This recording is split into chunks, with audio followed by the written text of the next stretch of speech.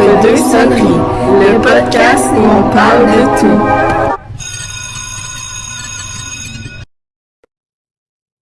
Bonjour, bienvenue entre deux sonneries, le podcast où on parle de tout. Aujourd'hui, vous serez en présence de Malika Ayotte, Mélodie Couture, Léa Desjardins, Maëla Descaries et Béatrice Perrault. Nous vous parlerons de la santé mentale, de la persévérance scolaire et de la surpression des services sociaux. Maintenant, notre premier sujet sera la santé mentale chez les jeunes. La santé mentale affecte la réussite scolaire et l'employabilité. Le problème de santé mentale perturbe la réussite de l'élève et les relations interpersonnelles qu'il entretient à l'école. Pourquoi plus de jeunes ont des problèmes de santé mentale? moi je pense que c'est à cause des substances illégales que les jeunes prennent. OK.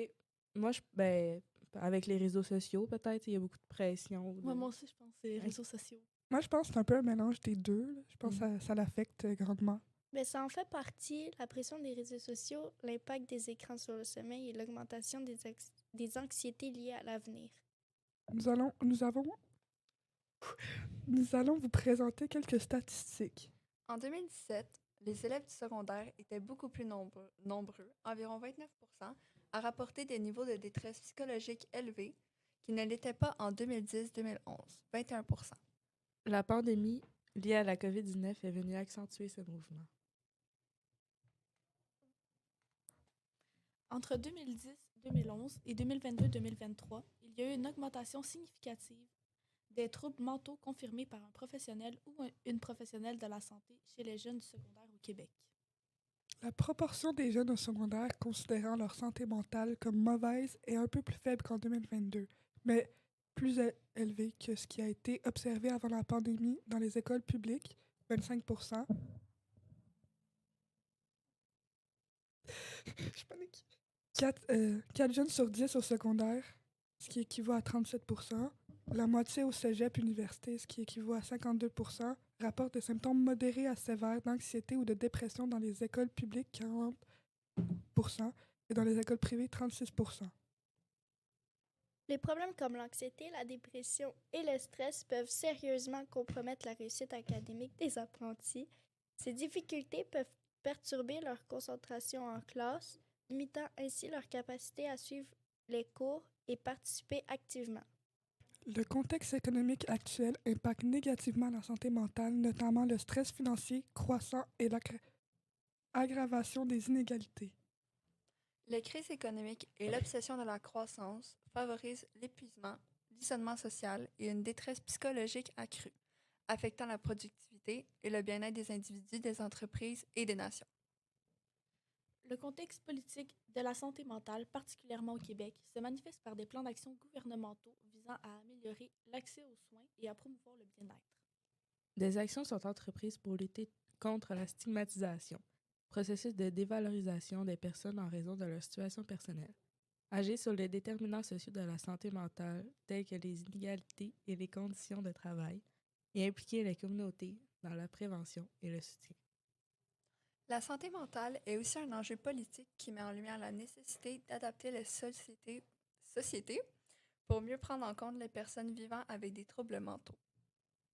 Le contexte social influence profondément la santé mentale car il englobe les déterminants sociaux tels que les revenus, l'éducation, l'emploi, l'environnement physique et les services de santé. Mais c'est quoi un déterminant social? C'est un facteur lié à la structure sociale qui influence les expériences de la vie. Selon vous, c'est quoi un service social? Je pense que c'est un service qui aide les personnes dans le besoin, Ouais.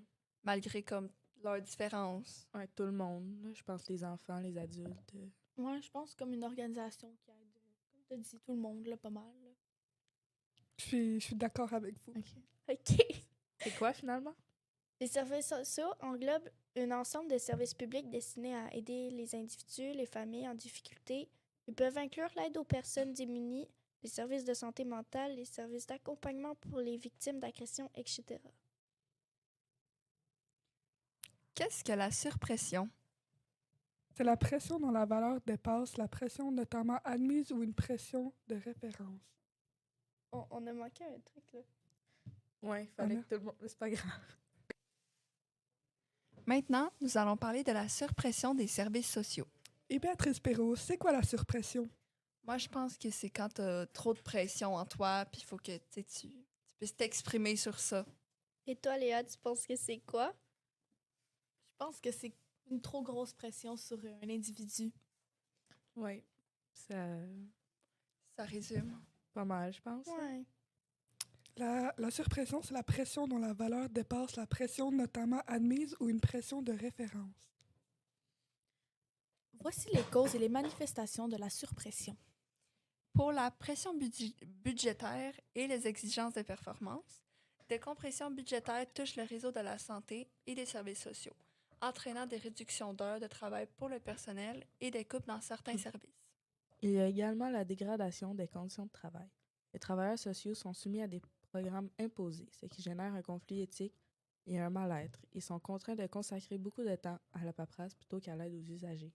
Il y a aussi la diminution de l'autonomie professionnelle. Les règles et programmes actuels limitent la capacité des travailleurs sociaux à agir selon leur code de déontologie, ce qui nuit à leur professionnalisme et à leur capacité à dénoncer des situations inacceptables. C'est quoi la déontologie? Vous pensez que c'est quoi? J'ai pas...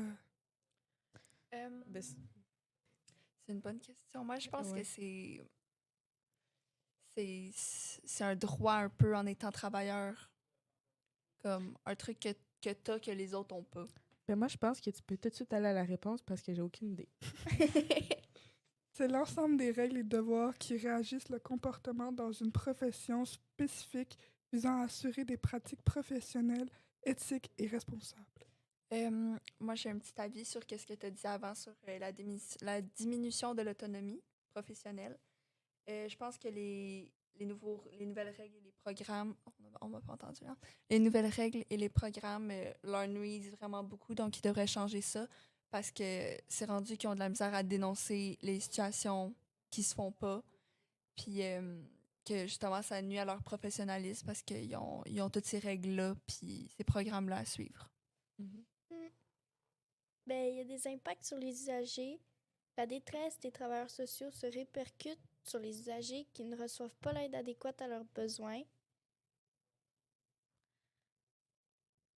Voici quelques solutions et recours à la surpression. Il y a le recours au défenseur des droits. Si vous êtes un usager et que vous n'avez pas pu régler votre problème avec l'organisme, vous pouvez vous adresser à un défenseur des droits directement. C'est quoi un défenseur des droits? C'est une autorité administrative indépendante inscrite dans la Constitution française, chargée de veiller au respect des droits et libertés de tous les citoyens. OK. Par contre, il y a aussi la dénonciation par les professionnels. Les représentants syndicaux et les professionnels du réseau ont la responsabilité de dénoncer les situations difficiles, bien que cela puisse entraîner des représailles. Représailles, c'est un synonyme de conséquences pour ceux qui ne savaient pas. Oui. Mobilisation et action collective. La mobilisation des travailleurs sociaux et l'information du public peuvent mener à des changements et à une amélioration des conditions des services sociaux. Ces sources viennent du gouvernement du Québec. Maintenant, parlons de la persévérance des jeunes en baisse dans le nord de la Naudière. Mélanie Marcelet, la directrice générale du regroupement des organismes communautaires québécois de lutte au décrochage, nous dit que c'est la première fois en 30 ans qu'il y a une situation de crise comme celle-là. Par exemple, en 2021, nous étions 164 élèves en secondaire 1 dans notre cohorte et maintenant, en 2025, nous sommes 124 élèves en secondaire 5. Depuis le début de l'année, en 2 mois seulement, il y a déjà 4 élèves qui ont lâché l'école. Pour moi, je pense pas que c'est utile de lâcher l'école en secondaire 5, parce que ça fait déjà 4 ans que tu es à l'école, mais en même temps, avec la règle des 16 ans. Avec toutes les choses qui s'est passées aussi, la COVID, puis tout, il y a beaucoup de gens qui ça leur tente plus d'aller à l'école. Mais ça, je comprends, mais en même temps, je me dis comme t'as fait tout ton chemin, il te Ouais. reste une année, puis c'est pas la plus difficile. T'as passé ton secondaire 4, ça sert à rien que tu lâches tout de suite parce que t'es à ça, tu sais, d'avoir ton diplôme. Oui. Puis c'est quand même utile un diplôme plus tard, là. Ben, maintenant, on va parler des causes du décrochage scolaire. Certains jeunes ont des décrochages scolaires à cause de la drogue et des consommations. Il y a aussi quelques problèmes physiques comme des cassures, des virus, des migraines. L'anxiété en est également une cause. Il y a moins de services pour les élèves. Non, oui, il y a moins de services pour les élèves et il y a moins de profs et plus de coupures pour les activités. Donc, il y a certains élèves qui ça leur tente pas vraiment de venir à l'école parce qu'ils font rien, Ouais, peuvent il y a plus plus faire leur d'activités sport. C'est ça. offertes gratuitement. à part peut-être du parascolaire, mais c'est rarement quelques sorties, là. Il y a aussi une loi qui stipule qu'à 16 ans, les jeunes ils peuvent lâcher le secondaire, ce qui amplifie le phénomène de décrochage. Il y a certaines conséquences liées au décrochage des élèves à l'école. Comme la délinquance. Ensuite, il y a moins d'opportunités de travail. Les problèmes familiaux. Il y a surtout le regret possible plus tard de ne pas avoir fini ton secondaire. Il y a des problèmes de santé mentale. Il y a aussi une augmentation de consommation et de substances illégales chez les jeunes. Aller sur le marché du travail plus vite. On retrouve beaucoup d'élèves qui quittent l'école en cours de parcours pour des emplois qui sont assez bien rémunérés et dont les exigences au niveau de la diplomation ont baissé. Il y a aussi une baisse de personnel dans les métiers importants, comme les policiers, pompiers, médecins, profs, tous des trucs qui sont vraiment importants dans la vie de tous les jours à avoir. En parlant de la baisse des métiers importants, en médecine, il y a eu, il n'y a pas longtemps, la grève pour qu'ils arrêtent l'enseignement aux jeunes médecins, justement parce qu'ils n'ont pas les bonnes conditions qu'ils veulent et le gouvernement s'en mêle. Puis les deux n'ont pas les bonnes raisons qui matchent ensemble. J'en ai entendu parler aussi. Je crois que faire la grève, c'est pas une bonne idée parce que les médecins n'approuvent pas vraiment la façon de faire du gouvernement. Fait que ça va juste donner que l'année prochaine, il va y avoir énormément moins de médecins parce que leurs études vont être repoussées d'une année. Donc, pas nous, mais en parlant de la société, les gens qui vivent au Québec, il va y avoir moins de médecins pour prendre soin d'eux. Mais ça peut être meilleur pour la santé mentale parce que ça demande trop d'efforts. D'aller à l'école, ça, que ça demande trop d'efforts? Oui. Oui, c'est ça. Il y a aussi l'isolement et les pertes sociales. Il y a moins d'éducation. Moins d'éducation. T'es moins éduqué. Plus de cours comme de Ouais. base que d'éducation. Ouais. Je comprends. Maëla, est-ce que tu sais comment des solutions pour persévérer à l'école? Oui, il y a les parents jouent un rôle très important dans la persévérance scolaire de leur enfant. Je pense que les parents doivent s'impliquer dans l'enseignement et les devoirs faits par l'enfant. Comme ça, il peut le guider. Et L'accompagner tout au long. Là, Ouais. Je pense aussi qu'il faut les féliciter et les récompenser pour leur effort. Il y a aussi... J'avais posé une question, Léa. Est-ce que tes parents t'ont déjà récompensé ou félicité pour un bulletin? Un petit chocolat. Non?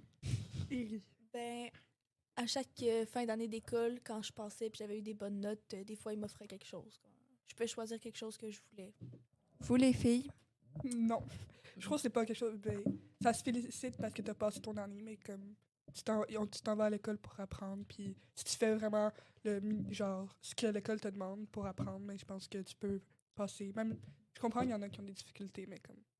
Ben, je pense que surtout si ton enfant est vraiment en difficulté, c'est comme un bon moment pour le récompenser.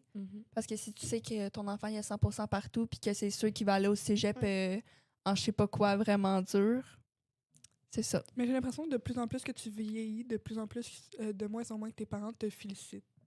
Genre, quand j'étais plus jeune, j'avais des petites récompenses, mais comme... Genre pour avoir vidé le lave-vaisselle. Ouais. On parle plus Maintenant, c'est d'école. comme, bravo. Ouais, mais je comprends qu'est-ce que tu veux dire. Plus en plus qu'on vieillit, on est moins tenté à recevoir des cadeaux parce qu'on sait comment la vie marche. Puis c'est ça.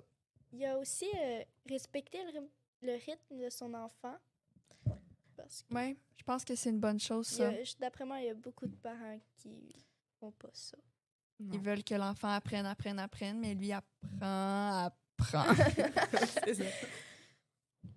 Il y a des bienfaits que les parents s'impliquent. Il y a l'augmentation de la réussite scolaire. Il y a surtout l'augmentation de l'estime de soi et une plus grande autonomie. La prise de décision est moins difficile et ça améliore beaucoup les relations. La satisfaction des besoins psychologiques. Pour y arriver, On peut se fixer des objectifs réalisables. Avoir une constance dans les actions. Trouver la motivation. S'entourer de personnes qui valorisent l'école. S'engager dans sa scolarité pour passer son année. Mais il y a également des côtés négatifs qu'un parent s'implique trop. Il peut mal préparer l'enfant à l'avenir et à la vie d'adulte s'il fait tout le temps tout ce que son enfant il demande, puis son enfant va juste mal comprendre à l'école, puis il va penser que toute sa vie, son parent va être là pour lui dire quoi faire et comment agir et tout, mais c'est pas ça la réalité. Ça crée aussi beaucoup de stress parce que les parents ont de trop grosses attentes envers son enfant. L'enfant ne peut ne rien comprendre parce que son parent fait toujours ses devoirs à sa place. Ça, je pense pas que c'est digne d'un parent. Non. De toujours faire tout à la place de l'enfant, faut qu'il apprenne. Ben, c'est surtout l'enfant, il doit apprendre. C'est pas le parent Oui. de réapprendre ce qu'il a déjà appris. C'est l'école puis les parents sont là Ouais. pour éduquer, mais il faut que les élèves, les enfants aient de l'autonomie puis apprennent aussi par eux-mêmes. Ouais, ça, si les parents ils le font, eux, ils apprennent pas, fait que ça donne rien pour l'école. Là. Ça donne rien d'aller à l'école si t'apprends pas. Si les enfants sont pas intéressés à ce qu'ils apprennent, ça sert à rien qu'ils l'apprennent, ils vont l'oublier. Merci à tous d'avoir écouté. N'hésitez pas à aller nous encourager en likant et en vous abonnant. À la prochaine, entre deux sonneries.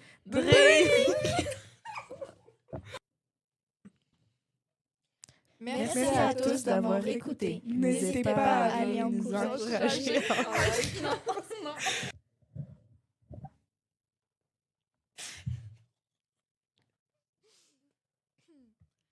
Mobilisation et action collective. La mobilisation des travailleurs sociaux et l'information du...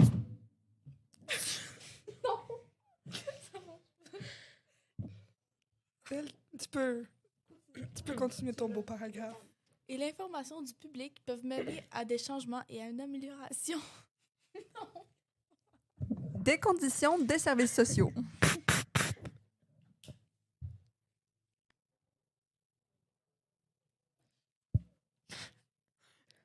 On va commencer à temps là. Chacune votre tour. On dit quoi? N'importe quoi. Ton nom. Miaou. Maïla Descaries. Léa. Alligato.